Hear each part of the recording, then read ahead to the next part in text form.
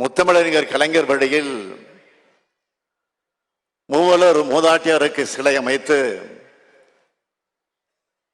அவரது பெயரில் புதுமை பெண் திட்டத்தையும் செயல்படுத்தி வருகிறது நம்முடைய திராவிட மாடல் அரசு.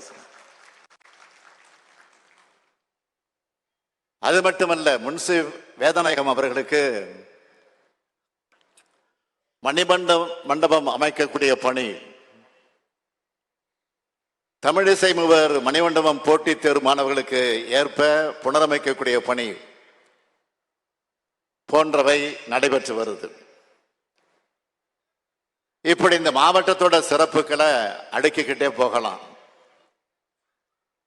அதோட தொடர்ச்சியா நாகை மாவட்டத்திலிருந்து புது மாவட்டமாக உதயமான இந்த மயிலாடுதுறைக்கு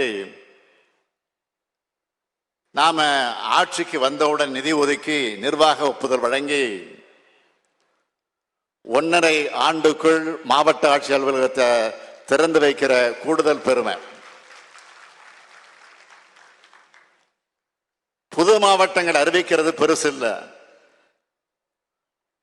அதுக்கான உட்கட்டமைப்பு வசதிகளை உருவாக்கி தர்றதுதான் மிக மிக முக்கியமானது. தமிழ்நாட்டில் உள்ள பெரும்பான்மையான மாவட்ட ஆட்சியர் அலுவலகங்கள் மாவட்டத்திற்கான உள்கட்டமைப்பு வசதிகள் திமுக ஆட்சிகளை தான் உருவாக்கப்பட்டவை. அதன் தொடர்ச்சியாகத்தான் உங்கள் அரசான நமது அரசானது இந்த திராவிட மாடல் அரசும் இதை செய்திருக்கிறது. அதற்கு எடுத்துக்காட்டுதான் இன்றைய விழா. இன்றைய நிகழ்ச்சியில் மயிலாடுதுறை, திருவாரூர் மற்றும் நாகப்பட்டினம் மாவட்டங்களுக்கு 655 கோடி ரூபாய் மதிப்பிலான திட்டப்பணிகள் மக்கள் பயன்பாட்டுக்காக அளிக்கப்பட்டிருக்கிறது. மொத்தம் 12,653 பயனாளிகளுக்கு 143 கோடி 46 லட்சம் ரூபாய் மதிப்பிலான நலத்திட்ட உதவிகள் வழங்கப்பட இருக்கு. அது மட்டுமா, அறிவிப்புகளை அரசாணைகளாக மாற்றும் அரசு இந்த அரசு.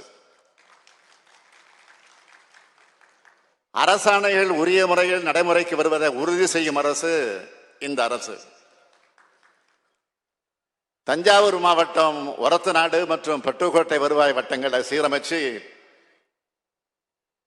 திருவோணத்தை தலைமையிடமாக கொண்டு புதிய வருவாய் வட்டம் 7 கோடி 56 லட்சம் ரூபாய் செலவில் உருவாக்கப்படும். 2022-23 ஆண்டுக்கான மானிய கோரிக்கையின் போது சட்டமன்றத்தில் அறிவிக்கப்பட்டது. அந்த அடிப்படையில் 27/2/2024 அன்று அரசாணை வெளியிடப்பட்டு இங்க வர்றதுக்கு நேற்றைய முன்தினம் அரசிதழும் அது வெளியிடப்பட்டு தஞ்சாவூர் மாவட்டத்தில் திருவோணத்தை தலைமையிடமாக கொண்டு ஒரு புதிய வருவாய் வட்டம் இன்று முதல் செயலகத்துக்கு வருதுன்னு மகிழ்ச்சியோடு நான் தெரிவிக்க விரும்புகிறேன்.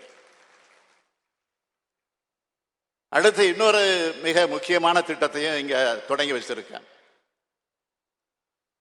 நத்தம் இணைய வழி பட்டா மாறுதல் திட்டம்னு இதுக்கு பேரு. கிராமப்புற மக்கள் அவங்களுடைய நத்தம் வீட்டு மனைக்கு பட்டா வாங்குறதுல சில சிரமங்களை சந்திக்கிறதாக தெரிய வந்துச்சு.